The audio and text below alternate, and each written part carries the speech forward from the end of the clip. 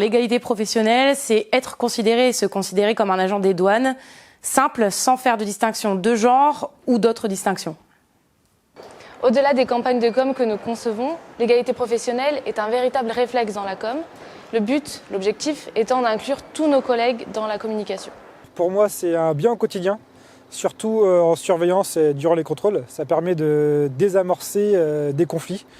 Le côté féminin fait qu'il y a beaucoup plus de respect et elles apportent un autre aspect à la surveillance, tout simplement.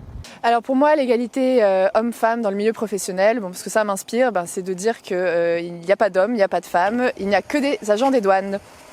L'égalité professionnelle entre les femmes et les hommes, c'est tout simplement une question d'évidence. Mais il y a encore aujourd'hui, y compris au sein de la douane, des progrès à accomplir pour passer de l'égalité de droit à l'égalité réelle. C'est pourquoi nous avons pris l'engagement de co-construire et de bâtir un plan d'action spécifique en faveur de l'égalité des femmes et des hommes. Après un an de concertation et de travaux, ce plan spécifique deviendra opérationnel d'ici quelques semaines. Il mobilise d'ores et déjà l'ensemble de la filière RH, que ce soit les services centraux comme les services déconcentrés, mais également le bureau des achats pour les équipements, et également, bien sûr, le service communication. Concrètement, s'engager en faveur de l'égalité professionnelle, c'est permettre à toutes et à tous d'exercer la profession de son choix sans distinction de genre. Garantir la non-discrimination dans le processus de recrutement, notamment en préservant la mixité des jurys.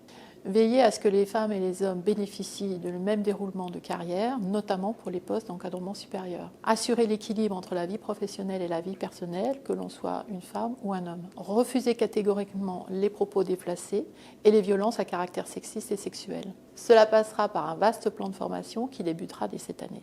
Enfin, impliquer nos managers pour que l'égalité professionnelle femmes-hommes devienne un vrai réflexe au quotidien, que ce soit dans nos pratiques professionnelles comme dans le fonctionnement de nos services. L'ADIPA, Direction interrégionale de Paris Aéroport, travaille depuis l'an dernier à l'élaboration d'un plan d'action en faveur de l'égalité professionnelle femmes-hommes, afin de traduire concrètement sur le terrain ces grandes orientations. Sur le terrain, porter l'égalité professionnelle, c'est favoriser la mixité des métiers. L'an dernier, par exemple, nous avons recruté 4 inspectrices, 7 chefs de service douaniers de la surveillance ou chefs des services douaniers adjointes en surveillance. Ce sont donc 4 femmes de plus sur les 40 encadrants de la surveillance qu'on compte à l'ADIPA. Mais la mixité des métiers, c'est aussi savoir mettre des hommes là où il y a plus de femmes, voire parfois là où il n'y a que des femmes. Au pôle RH de l'ADIPA, par exemple, service composé exclusivement de femmes, nous venons de recruter 2 contrôleurs hommes qui seront affectés en sortie de stage dès le 16 mars prochain. En matière d'égalité professionnelle, l'important, c'est de convaincre. Pour moi, s'engager en faveur de l'égalité femmes-hommes, c'est aussi s'engager pour la qualité de la vie au travail. C'est l'affaire de toutes et tous, au profit de toutes et tous.